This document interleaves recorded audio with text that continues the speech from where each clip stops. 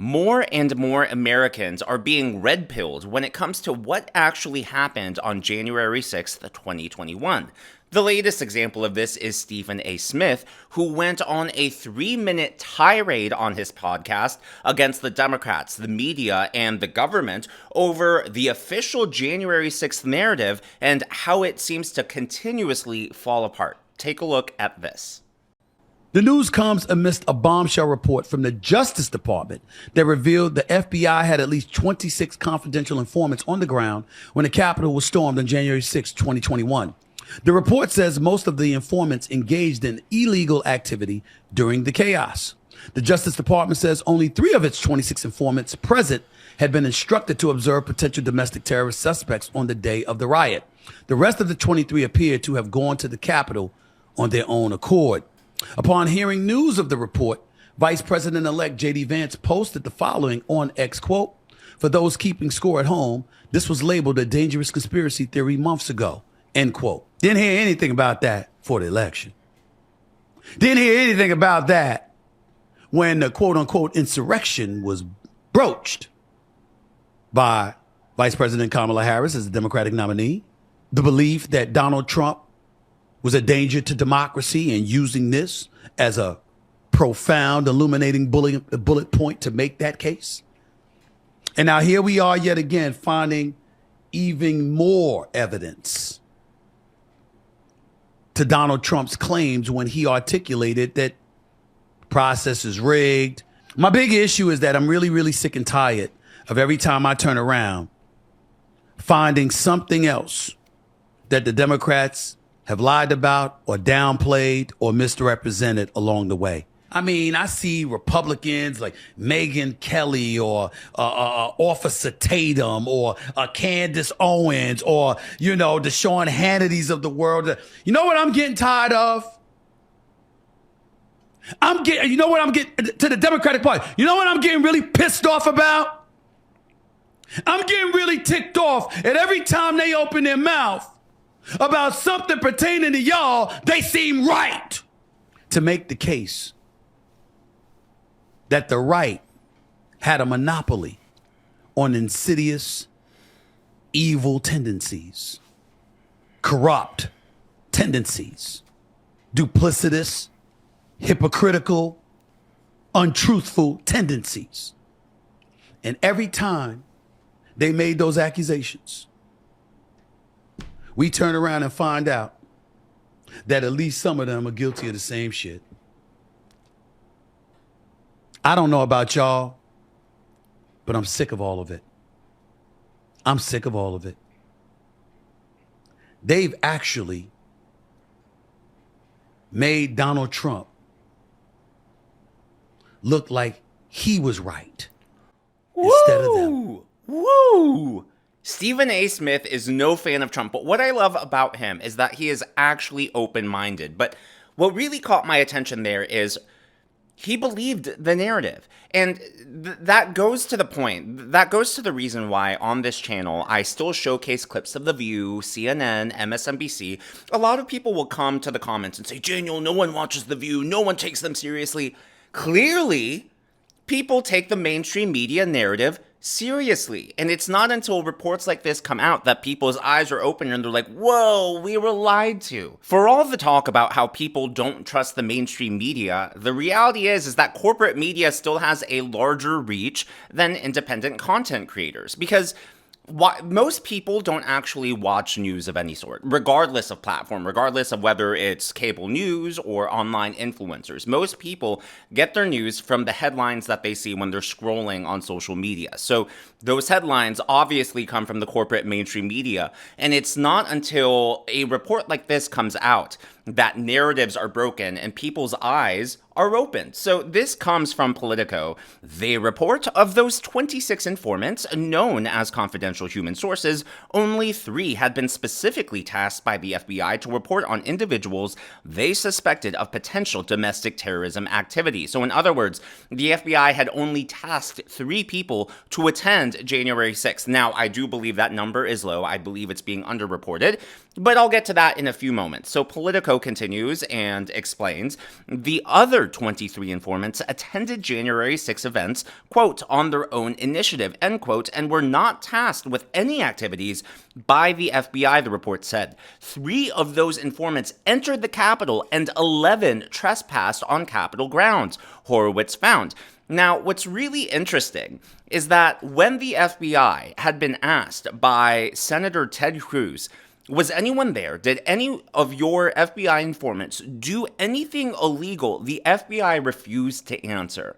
And a lot of people, such as myself at the time, said, if the FBI did nothing wrong, why can't they just say they did nothing wrong? Because, so if you watch the hearings as they happened, the senators would come up, go back and forth, have these exchanges with the FBI, and the FBI would answer their questions, no problem. Then all of a sudden, once the question was, were there any FBI informants in the crowd? Oh, we can't answer that.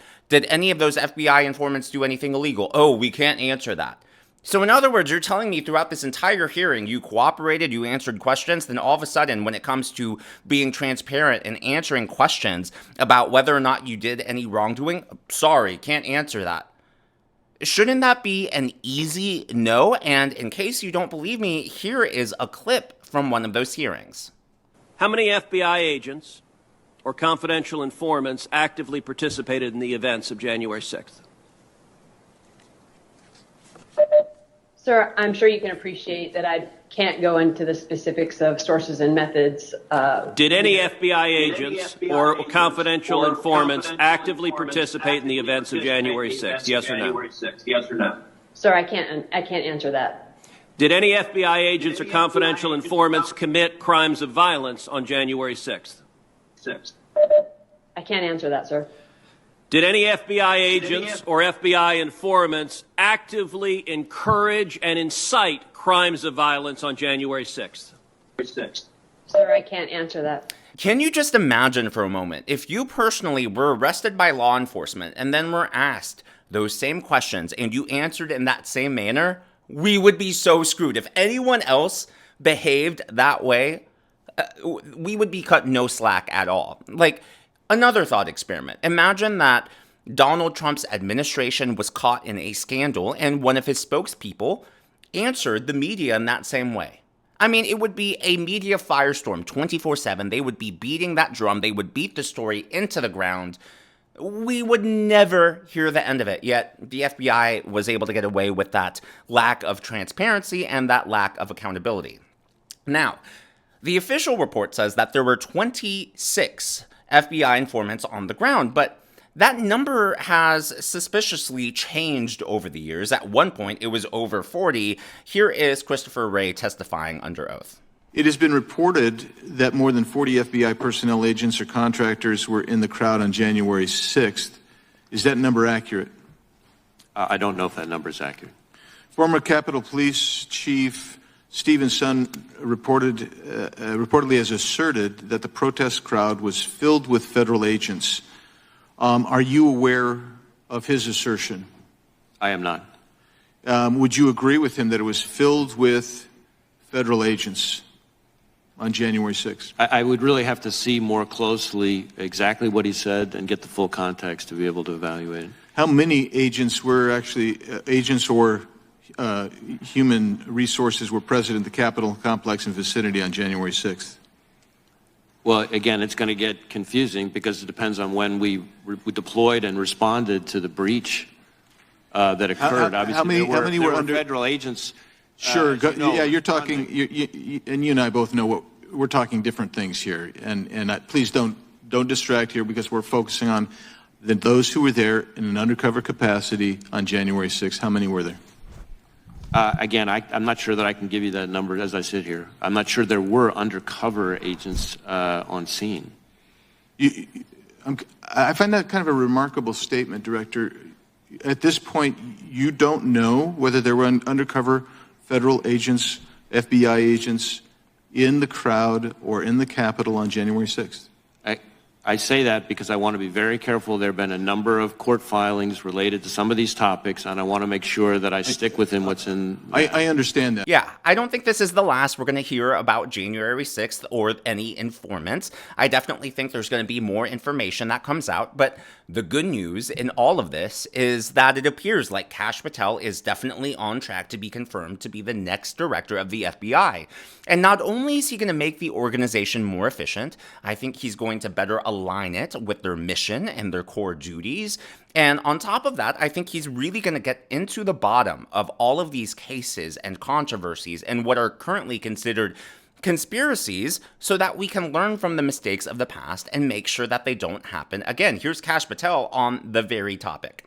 I think as a former federal prosecutor and a public defender who defended a lot of these types of cases, what you need to show is whether or not the FBI and government agents were using undercover operatives and informants on the day of January 6th, because if you can show that, you know they've been out. Hang on. But the paperwork shows having run informants, that's a 6-month buildup minimum. Right. Minimum. It's not like they just dropped them into the Proud Boys and said, hey, go, don't disrupt, please.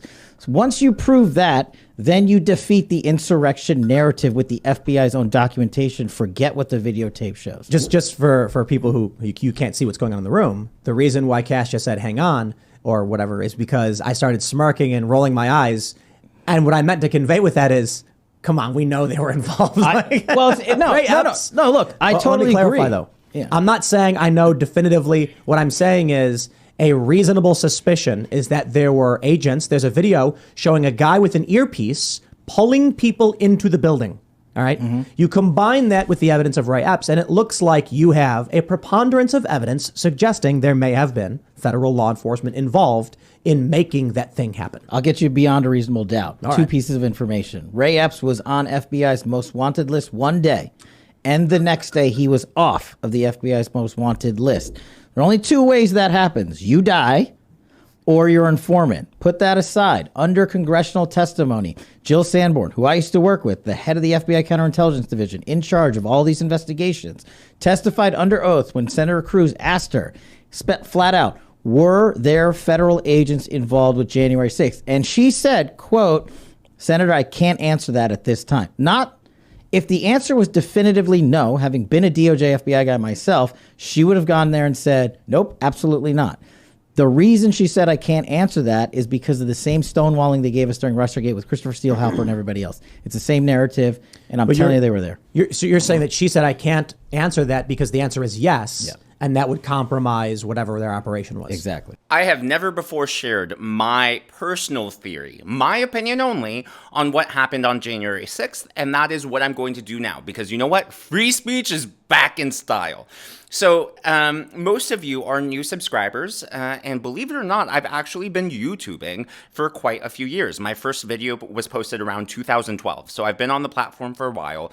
I started gaining traction around 2016. My original videos, by the way, were mostly like Christian apologetics, arguing with atheists, and were more philosophically based.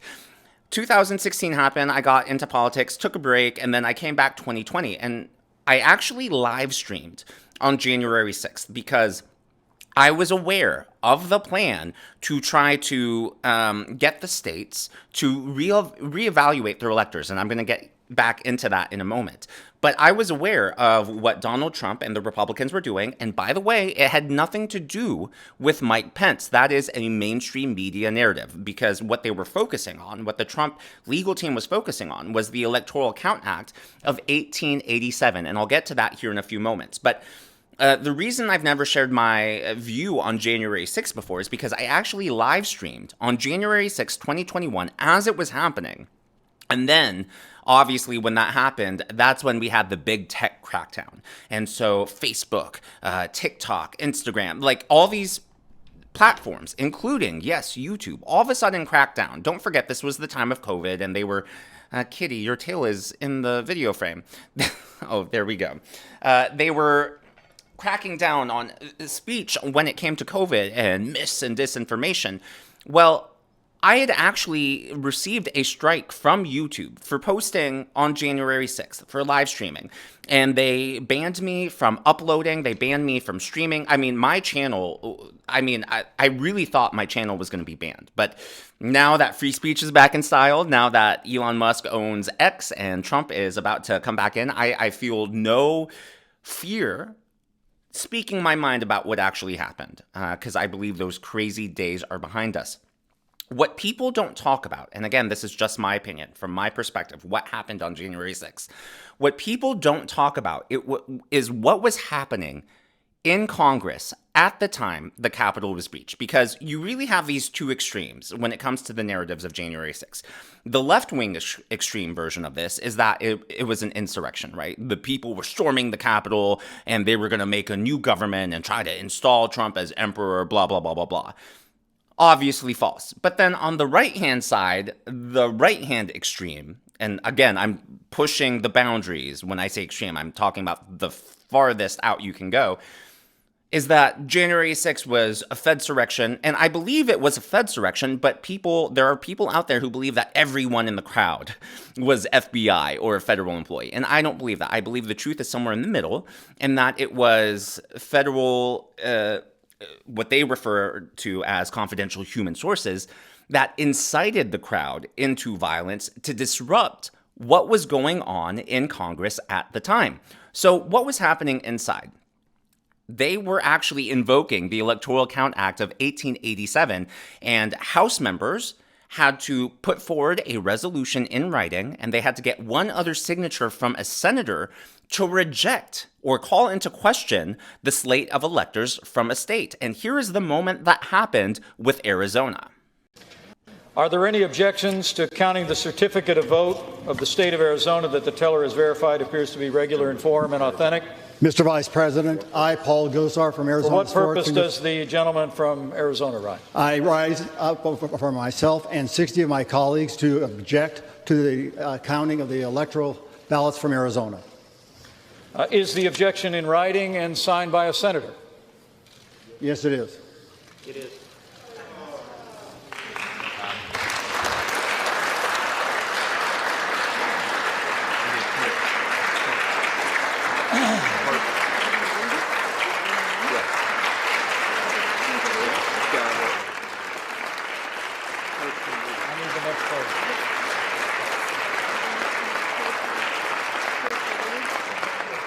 Yeah, and so the way the media and the way the Democrats tried to frame January 6th is that Trump was trying to get Mike Pence to turn down the slate of electors, but that's not actually what happened. What happened was that Congress was going to force both chambers to disperse and debate the legitimacy of these electors. And if they couldn't agree, they were going to come back into their joint session and then recommend that the slate of electors go back to the states and that the states investigate, there we go again, investigate whether or not there was any fraud, whether or not the votes were accurate.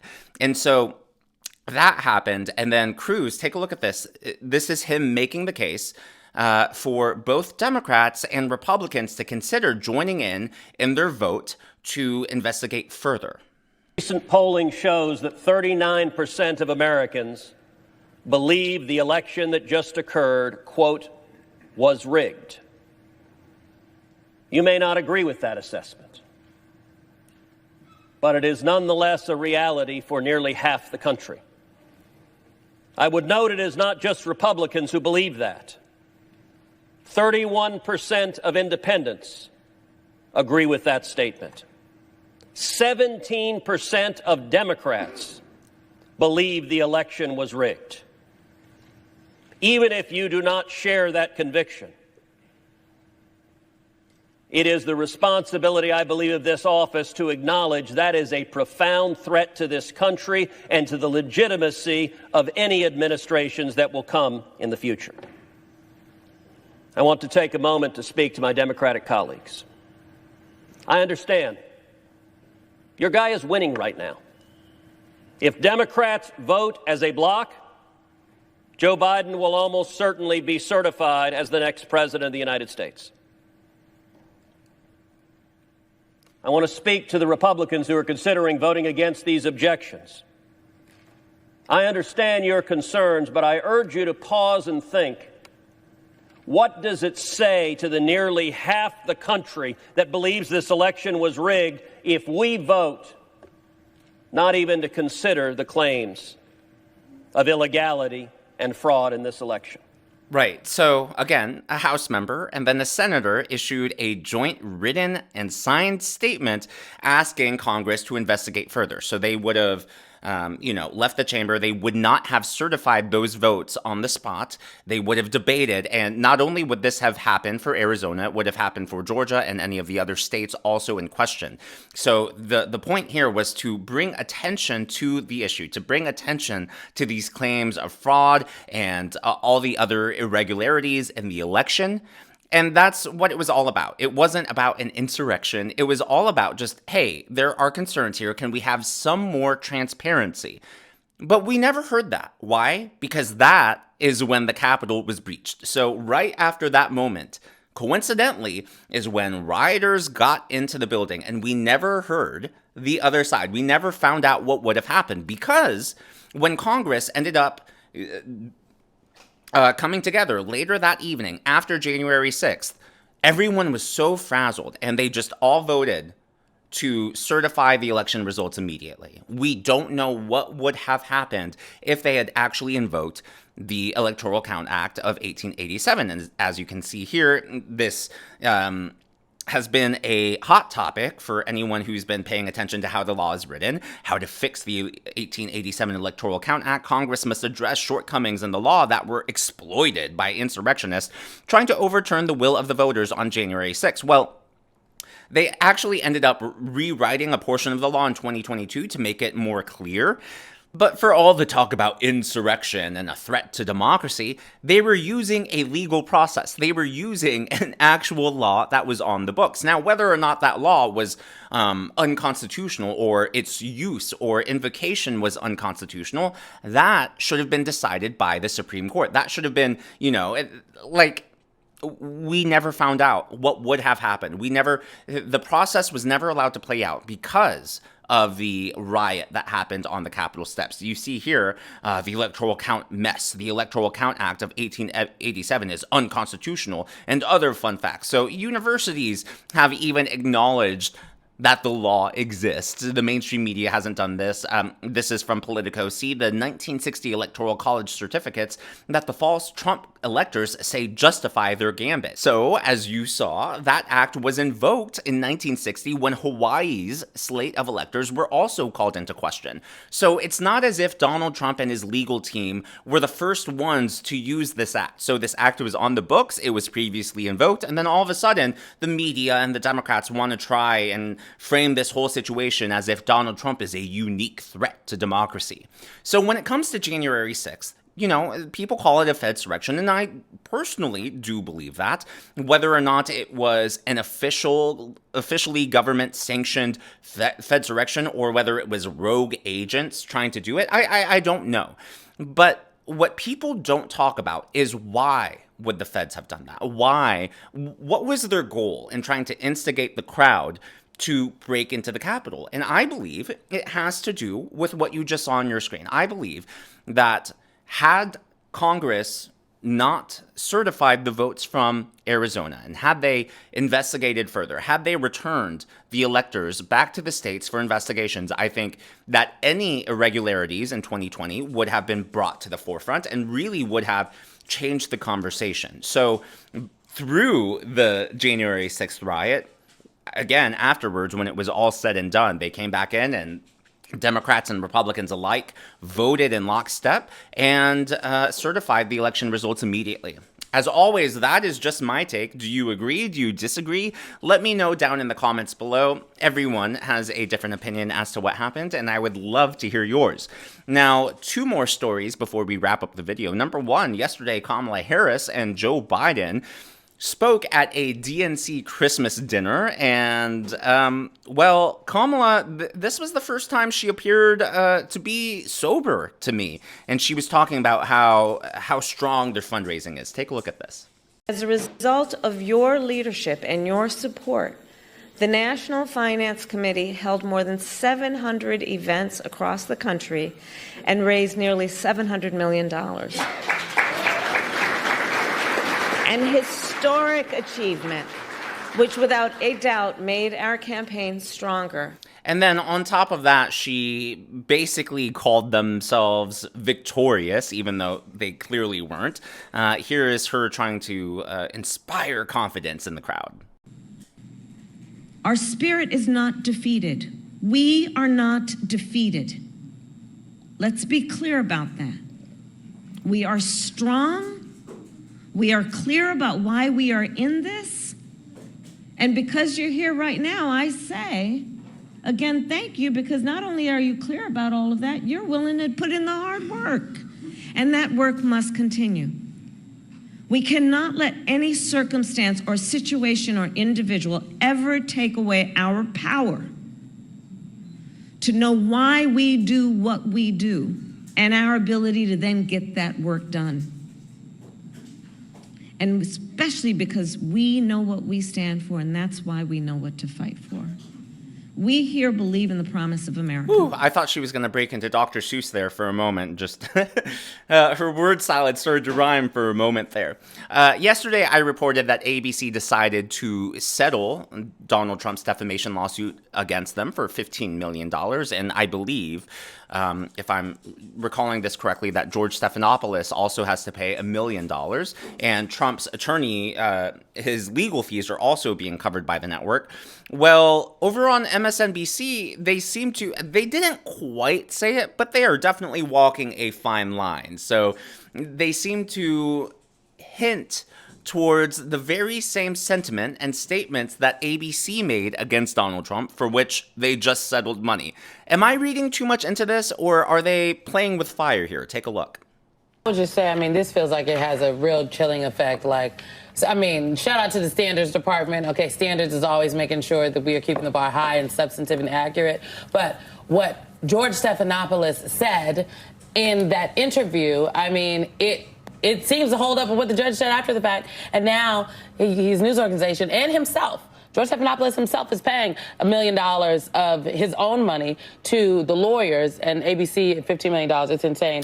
What George said is holding up after the fact? Then why is he and why is the network settling? Now, Democrats are spinning this as ABC bending the knee and kissing the ring, and this is a threat to the media because the media is now all going to cower to President Trump. No, that's not the case. The reason ABC did this, I can almost guarantee it, is because ABC didn't want documents. Basically, I think ABC settled because they didn't want to move forward to discovery, because they were afraid of maybe internal communications and documents being made public. That's just my personal take on it. If you agree, disagree, let me know down in the comments below. And because it is the holiday season, I did want to provide a treat for those of you who are pet lovers. This is what they are usually like all day. You can see the cat can definitely hold his own, and my dog is definitely very playful, very active. They play all day. Half the time the cat instigates, other time the dog instigates. For those of you new to the channel, we are having a guessing game and contest. For those of you who can guess their names correctly, you are going to be entered into a raffle. I will reveal their names if and when the channel is lucky enough to get to 100,000 subscribers. Yeah, he does a bark howl. The dog is named after a dragon. The cat is named after my favorite gambler in a fantasy series. And every time I reach 1,000 subscriber threshold, so like 96, 97, 98, 99, I'll give you new clues, and they won't all be fantasy based. So everyone will be able to play this guessing game. By the way, this Thursday, in just a few days, Thursday, December 19, I will be doing a live stream at 8 p.m. Eastern Time, 7 p.m. Central Time. It'll be piano and then some caroling. You guys can sing along at home. So let me know if you have any song requests down in the comments below. I've been keeping track of all the song requests that have been coming in. I'm trying to keep this one specifically holiday focused. They don't necessarily, just holiday focused. If y'all enjoy this live stream, we can do another one in the future, and it obviously won't be holiday focused. But again, just a friendly reminder for that. If you haven't already, please be sure to give me a thumbs up. I know it's a simple thing to ask for, but it really does help me in the algorithm to reach more viewers like you. Be sure to smash that subscribe button and to check out one of these videos.